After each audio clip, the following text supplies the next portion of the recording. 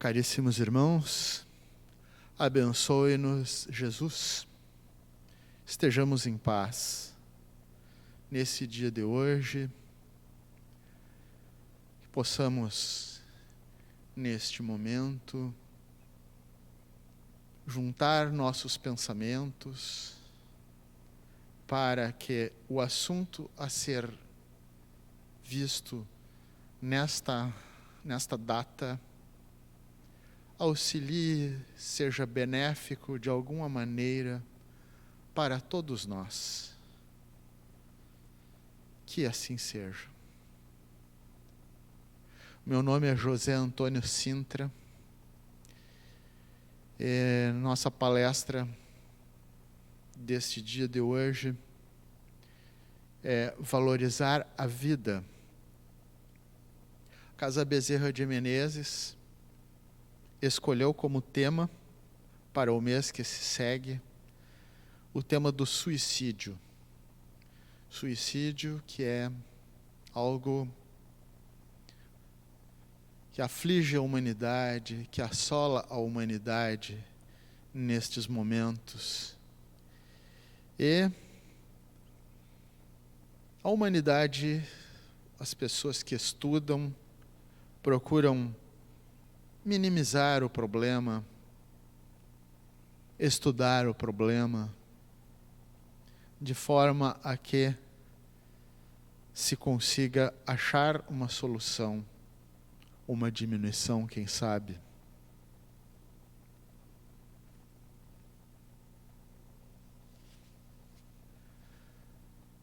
Quanto vale uma vida humana? Qual o valor que ela tem? Nós podemos dizer, a vida humana não tem um valor quantificável. A vida humana não tem preço. Mas há entre nós pessoas que chegam a tal ponto de desespero, de descaminho, que acabam perdendo o valor da sua vida, acabam se perdendo nesses valores. E muitas vezes dão cabo do próprio corpo físico.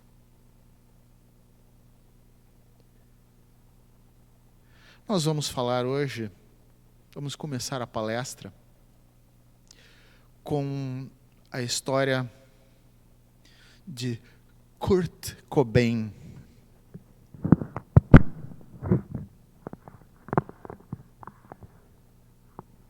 Kurt Cobain, músico, guitarrista, solista da banda Nirvana. Em março de 1994, a banda Nirvana, de rock progressivo, também chamado pela imprensa de grunge, a banda estava no topo das paradas de sucesso. Era um momento de grande sucesso desse grupo. E eles então estavam gravando um acústico. No cenário, chamava a atenção que antes de entrar no palco o Kurt Cobain, os outros músicos já estavam todos sorridentes e velas acesas, dezenas, talvez centenas de velas acesas, todas pretas. Aquilo chamava a atenção. O show começa. Os músicos todos dão os seus acordes, o Kurt entra com a sua voz. Percebe-se que a voz está um pouco trêmula. A voz não está com a potência que ele teve em outras gravações. A expressão dele é distante. Kurt Cobain não mostra alegria, entusiasmo, apesar de viver a banda um grandioso momento de sucesso, que iria se prolongar por muito tempo ainda. No ano de 2006, a revista Forbes, que é uma revista que ranqueia as grandes fortunas do mundo, mencionou Kurt Cobain no topo da lista como o de maior sucesso. A banda vendeu 25 milhões de cópias só nos Estados Unidos e mais 50 milhões fora, no resto do mundo. Era um sucesso total. Pois bem, nesse cenário lúgubre, as pessoas olharam aquilo ali e ficaram um pouco impressionadas, segue-se a nossa história. Cerca de um mês depois, no dia 5 de abril do ano de 1994, Kurt Cobain se suicida com um tiro de espingarda na cabeça. O seu corpo foi encontrado 3 dias depois, em seu quarto. Ao lado, apenas uma carta. Nós vamos discorrer um pouco sobre o que diz essa carta, para a gente tentar entender o que teria levado um jovem de 27 anos a se suicidar, a cometer uma violência tão grande contra si mesmo e que atingiu também a sua família, também atingiu toda a comunidade que o amava.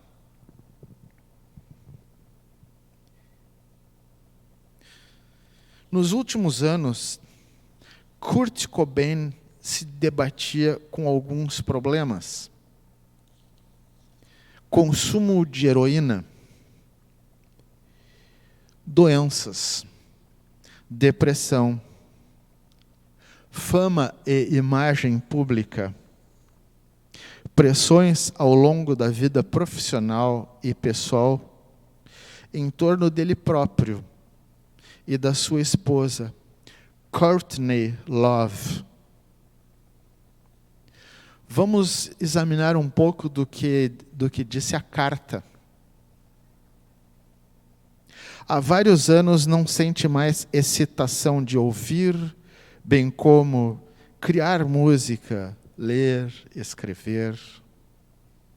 Sente-se culpado por isso, muito além do que pode expressar por palavras. Diz ele, antes de entrar no palco, quando as luzes se apagam, os aplausos e os gritos frenéticos da multidão são ouvidos, aquilo nada o afeta. Como aconteceria com Freddie Mercury, por exemplo. Ele compara que o Freddie Mercury, antes de entrar em cena, ouvia a reação da plateia e ele ficava muito entusiasmado, ficava excitado com aquilo ali. O Freddie Mercury vibrava e a sua alma se enchia de energia. Com o nosso amigo Kurt, isto não ocorre. Antes de subir ao palco, ele diz assim, é como se eu tivesse que bater um cartão ponto. Ou seja, alguém que vai para um trabalho que não gosta, né? Muitas pessoas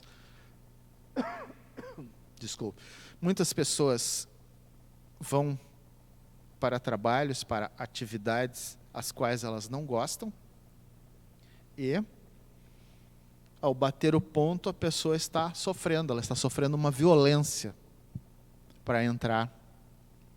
O trabalho dele era entrar em cena. Ele não acha nada divertido. Não acha justo enganar-se a si mesmo e ao seu público. Ou seja, ele não quer demonstrar uma satisfação que ele não sente. Busca tudo que está ao seu alcance. Busca tudo que está ao seu alcance para ver se muda essa sensação. Mas nada é suficiente, diz ele, por Deus, o por Deus, está escrito na carta.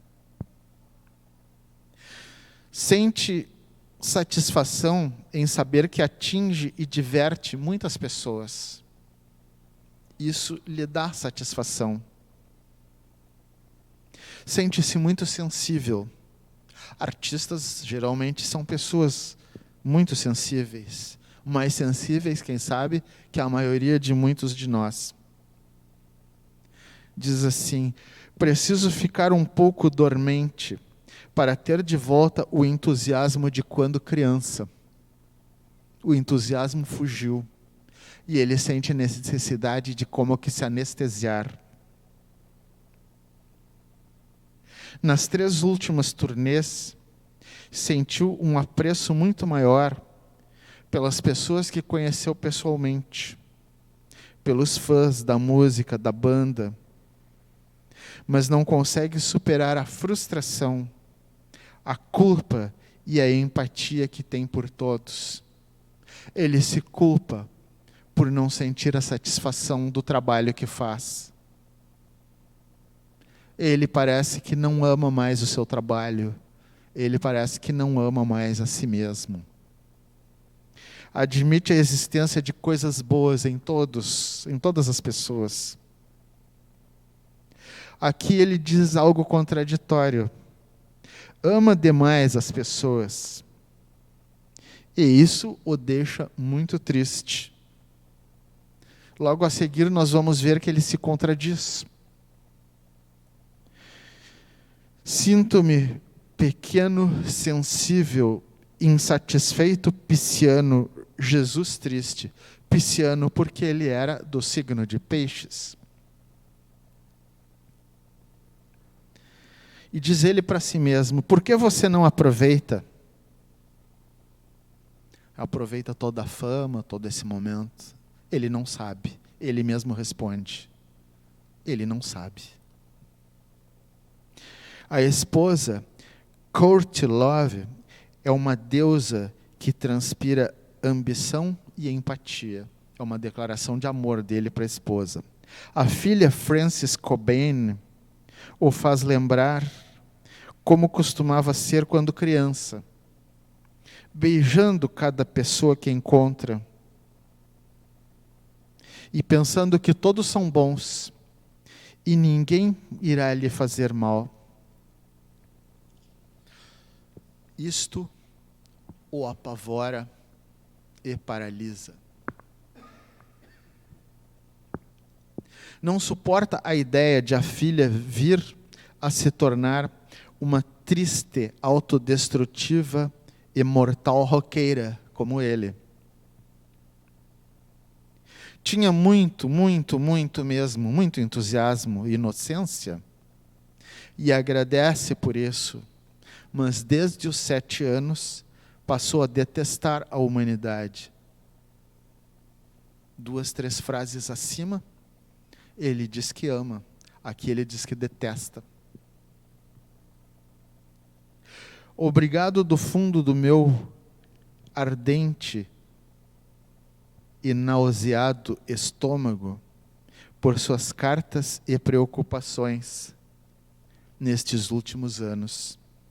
Aqui ele confessa, ele em vez de falar no coração, ele fala no ardente estômago, porque parece que entre as doenças que ele desenvolveu, ele tinha alguma coisa muito séria de fundo gástrico e por isso o ardente estômago.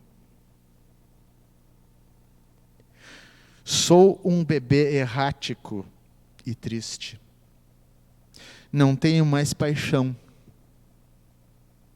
E por isso, não esqueçam, é melhor queimar de vez do que apagar aos poucos. Paz, amor e empatia. Kurt Cobain. Essa é a carta que ele deixou. Neste momento, muitas pessoas, a gente observa que estão com a tendência de dar o fim à própria vida. A humanidade vive um momento onde os valores materiais predominam. Valores morais, espirituais, sentimentos. Pensar no outro, pouco ou nada significam. Dizem os estudos que de cada 10 casos de suicídio, 9 podem ser tratados, 9 podem ser evitados. Às vezes, a pessoa comete um suicídio brusco, está numa crise psicótica momentânea, e ela não tem controle sobre si mesma, ela não controla a situação, não controla suas emoções. E ela, num gesto intempestivo, dá cabo da própria vida. Este é um dos casos de possíveis suicídios. Falam os estudos, os estudiosos, a pessoa, na verdade, ela não quer se matar, a pessoa quer matar a dor. Muitas pessoas dão sinais, dão sintomas. As pessoas dão sinais de que precisam de ajuda.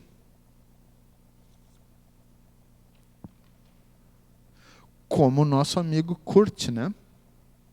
O que era aquele palco cheio de velas negras? Né? O pessoal depois olhando, depois que saiu a notícia da morte dele, o vídeo do acústico correu o mundo e as pessoas olhavam e diziam: aquilo é um funeral. As pessoas que estão para cometer suicídio, elas muitas vezes dão sinais, mas a família não percebe. Depois que quando ocorre o suicídio, muitas vezes a família começa então a examinar os momentos, examinar circunstâncias que aconteceram, o olhar. Às vezes a pessoa não fala, às vezes a pessoa fala que está pensando em tirar a própria vida. Às vezes a pessoa não fala, mas ela dá sinais. Muitos ficam reclusos, muitos têm frases enigmáticas, leituras, adquirem hábitos estranhos. E tudo isto, quando os familiares começam a se recordar, eles veem que aquilo eram sinais.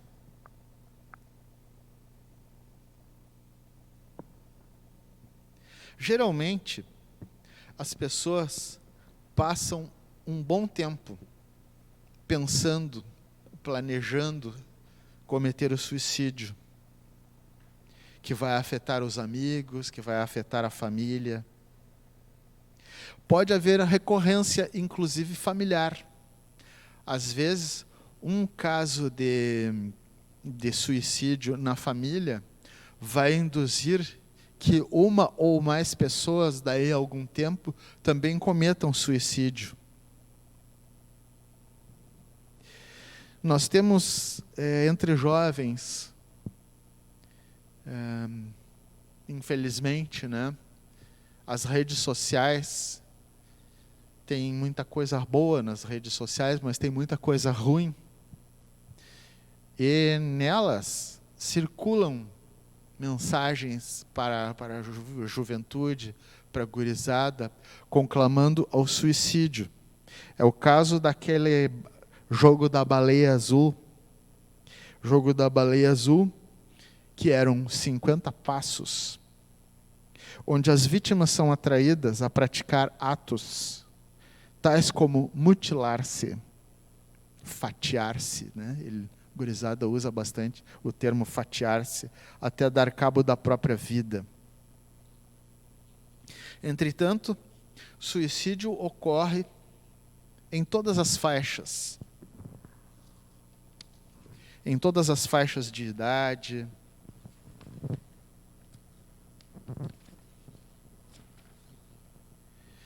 Em faixas de poder aquisitivo, nível de instrução. No Brasil, cerca de 32 pessoas cometem suicídio por dia. Isso dá quase 12 mil pessoas em um ano. Quais as causas deste problema? Dores da alma. Um amor não correspondido, uma traição, problemas familiares de toda ordem, revés financeiro, saúde, doenças graves, drogadição, alcoolismo, ódio, ressentimento, não perdão às ofensas, falta de capacidade de perdoar o outro, falta de capacidade de perdoar-se a si mesmo, baixa autoestima, autodepreciação, não acreditar em nada, nem nos outros, nem em Deus, não acreditar em si mesmo, não acreditar que existe o bem, não acreditar na vida espiritual, na eternidade do Espírito. Esse fato, né, são processos depressivos. E o que acontece quando nós começamos a introjetar esse tipo de pensamento ruim, de não acreditar, de ressentir-se, de cultivar dores da alma? Nós vamos acabar atraindo para nós espíritos obsessores. Existe então uma outra componente no suicídio, que é o suicídio por influência do obsessor. Nós, seres humanos, na nossa trajetória, fazemos o bem, praticamos o mal, vamos e voltamos muitas vezes, nós vamos e retornamos muitas vezes, em várias encarnações. E nessas encarnações, pela nossa imperfeição, nós acabamos cometendo alguns erros, nós ofendemos, magoamos pessoas, nós prejudicamos pessoas e nós podemos ter cometido crimes contra pessoas. Estas pessoas, então, na esfera dos desencarnados, elas não esquecem e elas vêm cobrar de nós. Os débitos são cobrados. Amores, ódios, afinidades e antipatias não se desfazem com a morte e seguem pela existência fora, podendo durar várias encarnações. Há um confronto entre os que devem e os que se julgam com o direito de cobrar. entre choque de paixões cultivados pelos homens que dão origens às obsessões. Há obsessores que tentam induzir, então, a sua vítima, ao suicídio. Divaldo Pereira Franco tentou 4 vezes. O nosso Divaldo Pereira Franco, o médium, o extraordinário médium Divaldo Pereira Franco, ao longo da sua vida, principalmente quando jovem, tentou 4 vezes o suicídio, induzido por fenômeno de obsessão. O que ocorre conosco após a morte? A morte do corpo. O espírito leva para o lado de lá o que ele é. Se ele é bom, se ele é tranquilo, se é disciplinado, se é trabalhador, se fez o bem, se praticou o bem, leva tudo isso para o lado de lá. Se tiver defeitos, se for egoísta, se for mesquinho, se tiver paixões, egoísmo, vícios, ele também leva.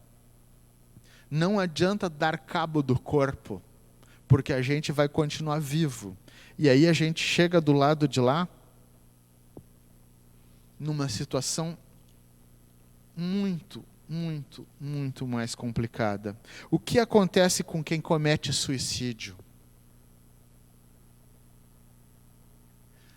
Nós temos um plano reencarnatório.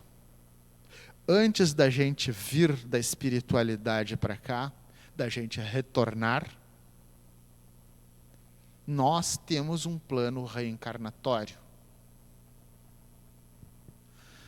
Nesse plano está previsto o momento do nascimento e o momento do nosso desencarne e algumas experiências pelas quais nós teremos que passar nessa encarnação.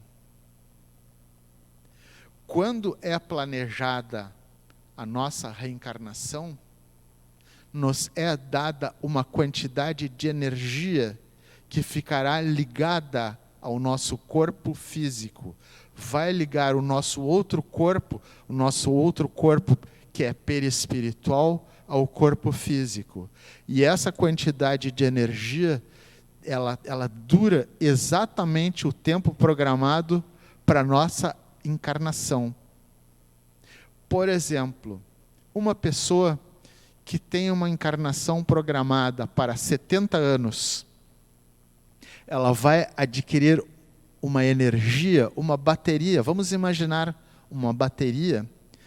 A carga da bateria vai durar 70 anos. Se essa pessoa cometer suicídio aos 35, ela terá, a carga da bateria ainda terá 35 anos de duração. E isso traz para o espírito uma situação de sofrimento muito grave, porque aquela carga da bateria vai fazer com que ele permaneça ligado ao corpo físico durante o tempo que falta até a data que ele deveria desencarnar. Muitos espíritos que cometem suicídio ficam por anos ligados, grudados ao corpo e ainda sentindo algumas sensações do corpo. Por exemplo, a decomposição. É um enorme sofrimento. Então, o que é importante para a gente fazer? Como nós podemos ajudar os nossos amigos, nossos irmãos, as famílias? Primeiro, a doutrina espírita ajuda a esclarecer. Esclarecer é muito importante. Falar sobre o assunto. Ter coragem de comentar a família ter coragem de falar sobre o assunto, falar sobre suicídio abertamente e não esconder. Propor-se a ajudar, propor-se a auxiliar, prestar muita atenção, conhecer as pessoas que estão na nossa família, saber os momentos de dificuldade, se eles dão sinais, e assim ajudá-los. Às vezes a pessoa está num estado de dor na alma tão profunda, ela pode recorrer até ao CVV, aqueles telefones que tem na internet também de valorização da vida. A pessoa pode recorrer a terapias. Existem muitos profissionais, diversos ramos, que se encarregam disso aí. Mas aquela pessoa que está nesse momento, ela precisa ser cativada, ela precisa ser atraída, ela precisa confiar, ela precisa voltar a acreditar no amor.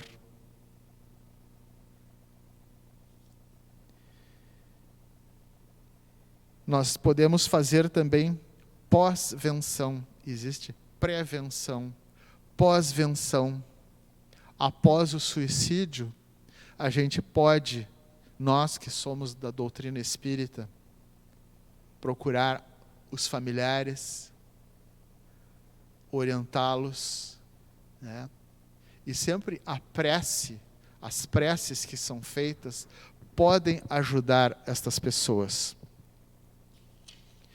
Vamos contar apenas para encerrar, já nosso tempo está se esgotando. Divaldo Pereira Franco narra que certa vez foi ao Chile e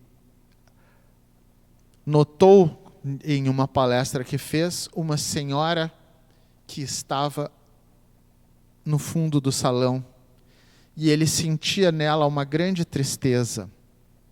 Falou, proferiu a palestra, era sobre valorização à vida, e ao final ele se aproximou dela e ela disse: meu senhor, quando eu cheguei aqui, que eu não sei nem como é que eu cheguei, eu estava disposta a me matar. Mas depois que eu ouvi a sua palestra, eu mudei. Eu estou decidida, eu não vou mais me matar.